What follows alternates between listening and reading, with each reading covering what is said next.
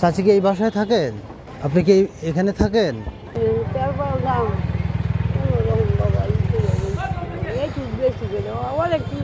চুপি না খাই নাকি?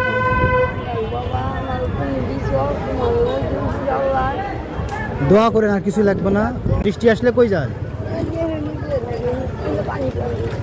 এটা উপরে তো ইয়া কি বলে প্লাস্টিক। ছেলে মেয়ে নাই?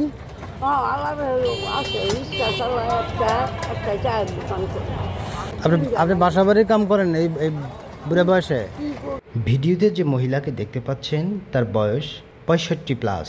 এনাকে দেখে আমার কবি জসিমউদ্দিনের একটি কবিতা মনে পড়ে গেল, যে কবিতাটির নাম ছিল আসমানি। যে আসমানিদের দেখতে যদি তোমরা সবে চাও, রহিমউদ্দির ছোট্ট বাড়ি রসুলপুরে যাও। বাড়িতে নয় পাখির বাসা, ভেন্না পাতার ছানি, একটুখানি বৃষ্টি হলেই গড়িয়ে পড়ে পানি।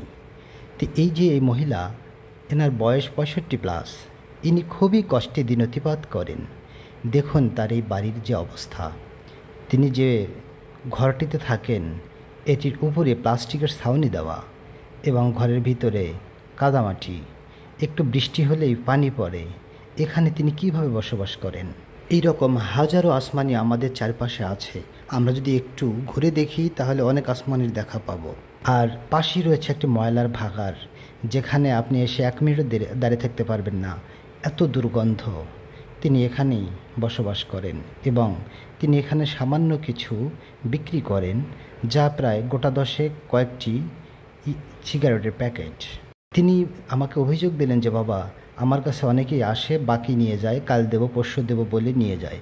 একদিনে তার ইনকাম 50 থেকে 60 টাকা হয়। তার ভিতরে যদি এখান থেকে কয়েকটি বাকি যায় তাহলে তো তার লাভ আসল সব চলে যাচ্ছে।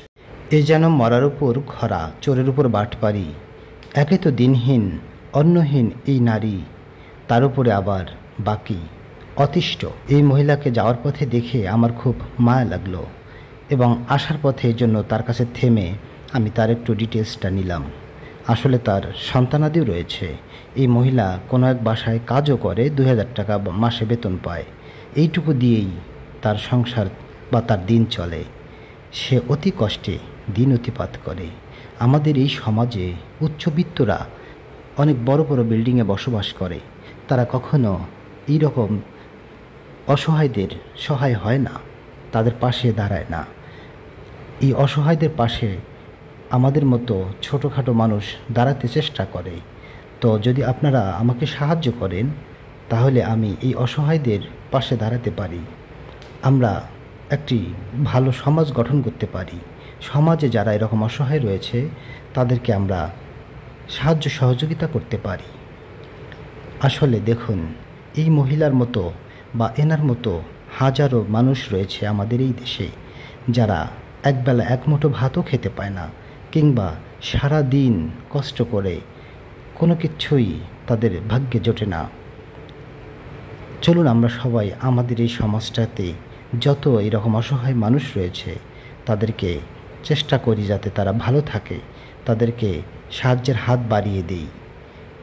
এই বুড়ি মহিলা দেখুন যে বাড়িটিতে আছে, এই বাড়িটি একেবারে ভেঙে তছনছ হয়ে গেছে। এর মেঝে কাঁচা, বৃষ্টি হইলে পানি পড়ে এবং সেখানেই তাকে থাকতে হয়। যদিও তার সন্তান সন্ততি আছে, হয়তো তারা তাকে ভাত দেয় না। এরকম সন্তান সন্ততিহীন ভালো ছিল যে সন্তান থেকে তার মাকে দেখে না, যারা তার বাবা মাকে কাপড় চোপড় দেয় না, খাদ্য দেয় না। আসলে কি করব? আমাদের সমাজে মানুষের মূল্যবোধের অভাব। সমাজে যদি মানুষের মূল্যবোধটা ঠিক থাকতো, সমাজে যদি ইসলামিক শিক্ষা বেশি থাকতো, তাহলে তারা তাদের পিতামাতার প্রতি এরকম অমানসিক নির্যাতন করতে পারতো না। চলুন আমরা সবাই সমাজটা সুন্দরভাবে গঠন করি। দেখুন, এটি হচ্ছে এই মহিলার বাড়ি, দিনের বেলার দৃশ্য। এটি কত একটি ময়লা এবং আবর্জনাযুক্ত জায়গা। এর পাশেই রয়েছে একটি ময়লার ভাগাড়, যেখানে অনেক দুর্গন্ধযুক্ত পচা বাসি খাবার ফেলানো আছে। আর তার পাশেই ওনার সেই বাড়ি। আসলে আমাদের এই বাংলাদেশে আমরা কবে থেকে এই মানুষগুলির এই কষ্ট দূর করতে পারবো? আর এটা আমার একার পক্ষে সম্ভব না, এটা সম্ভব যদি আমরা সকলেই সহযোগিতা করি, সকলেই যদি আমাদের চারপাশে যারা আছে তাদেরকে সাহায্য করি, তাহলেই সম্ভব।